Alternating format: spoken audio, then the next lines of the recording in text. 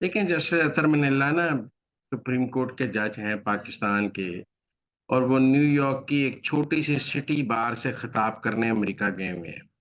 वैसे तो पाकिस्तान की सुप्रीम कोर्ट के जज के ये शान शान ही नहीं कि वो एक शहर की सिटी बार से जाके खिताब करे। सिर्फ वो दो चार यूथियों ने उनको स्पॉन्सर करके बुलाया और जज साहब दौरे के चक्कर में अमेरिका चले गए। अगर उन्हें खिताब करना है तो जाके अमेरिका की सुप्रीम कोर्ट बार से खिताब कर लें। खिताब करना है तो किसी बड़े थिंक टैंक से खिताब कर लें। एक शहर की सिटी बार से खिताब तो मैंने पहले भी कहा है कि सिवाय दौरे के चक्कर के और तो कोई ऐसा नहीं लगता। और कहा भी जा रहा है वो जो उनके होस्ट हैं वो पक्के यूथिए थे।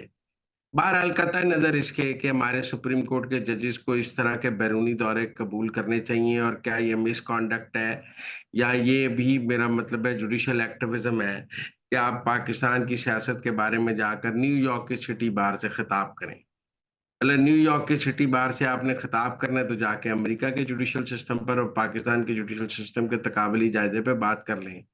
आप वहां पाकिस्तान के गंदे कपड़े धोने के लिए न्यूयॉर्क के सिटी बार में चले गए हैं, तो आप एक सियासी जमात का बयानिया ही आगे बढ़ा रहे हैं ना।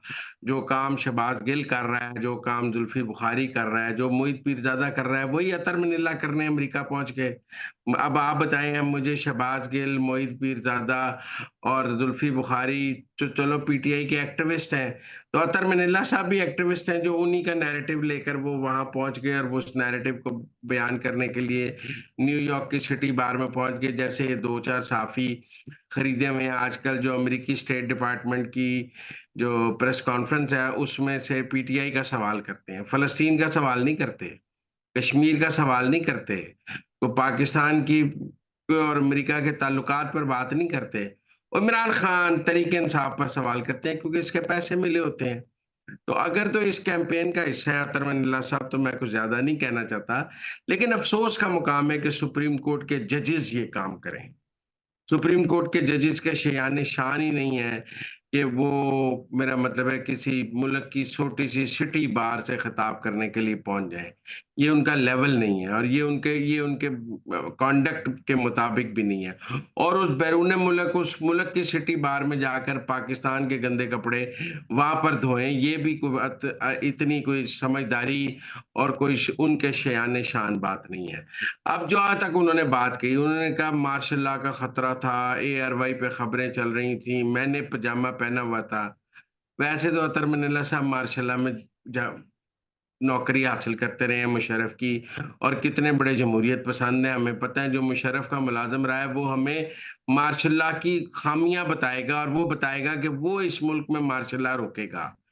जो मार्शल लॉ में नौकरी ले सीवी लेके मुशर्रफ का मुलाजिम रहा है, वो हमको बताएगा कि उसने इस मुल्क में मार्शल लॉ लगने से रोका है। खुदा की शान है कि अतर मनीला की शान है। और फिर अतर मनीला साहब कहते हैं कि अगर मार्शल लॉ का खतरा हो तो अदालतें रात को खुलनी चाहिए। पर क्या रात को अदालतें खुलकर मार्शल लॉ रोक सकती हैं?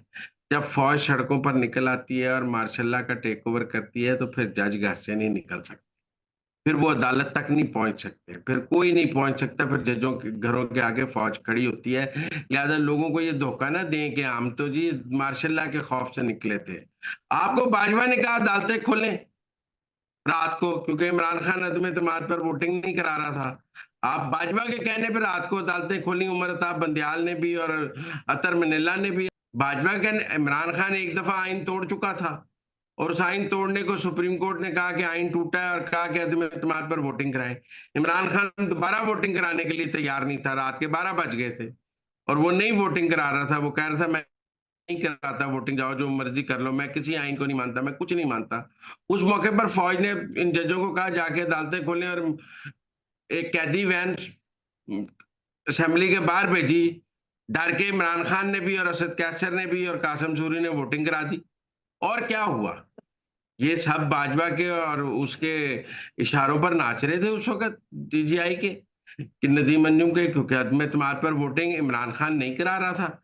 इमरान खान ने अदम एतमाद पर वोटिंग से पहले असेंबली तोड़ दी। सुप्रीम कोर्ट ने कहा कि जब अदम एतमाद पेश हो जाए तो आप असेंबली नहीं तोड़ सकते, आपने गैर आईनी काम किया है। आपने एक रूलिंग दिला दी कासिम सूरी से, सुप्रीम कोर्ट ने कहा आपने गैर आईनी काम किया है। उसके बाद क्या हुआ? उसके बाद सुप्रीम कोर्ट ने कहा जाएं जाकर अदम एतमाद की वोटिंग कराएं। इमरान खान फिर रात के 12 बज गए वोटिंग नहीं करा रहा था, दूसरी दफा आइन तोड़ने के लिए तैयार था।